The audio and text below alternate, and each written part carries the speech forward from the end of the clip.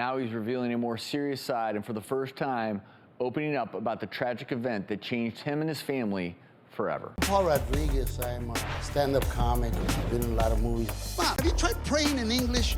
Because all your prayers in Spanish, I don't think God speaks Spanish, Mom. Answer one. I was born in Culiacan, Sinaloa. Our diet was basically beans and flour tortillas and meat. I've had a wonderful life, health-wise, but it's not been the case with my family.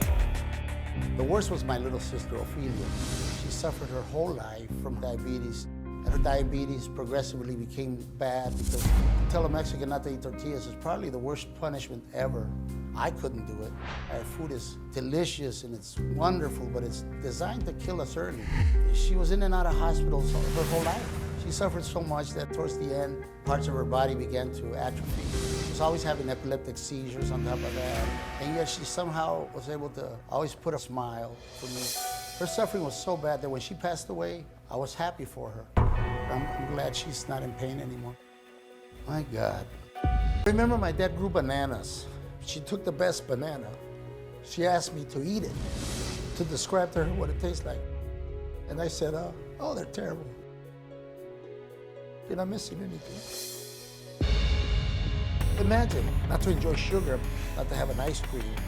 Next time you eat your favorite meal, understand what a pleasure and a privilege that is. And savor every bite. You know that saying, as long as you have your health, and how true that is. I'm gonna go have a nice one. 2 scoops for my sister Ofelia. Everyone, please welcome comedian Paul Rodriguez to the show. Paul, clearly so much love for your sister. She did. She suffered. I mean, she didn't really have a good day. You know, I remember she telling me that the worst day I could have would have been her best day. You know, she was always bedridden, and it was just a torturous life. You know, and it was always a very difficult life, and I've always felt guilty that I've been rather healthy, very healthy, really, and she didn't enjoy that. You know, she didn't have that. Well, and a lot of people will hear the words type 2 diabetes or diabetes, and we'll sit here and talk about how it's high blood sugar, and it's just this abstract concept. Your sister lived it, and people watching understand that it can lead to limb amputations, blindness, kidney failure, heart attacks, strokes, and in her case, clearly, you mentioned being bedridden. So for you, you've learned a lot about it through her experience.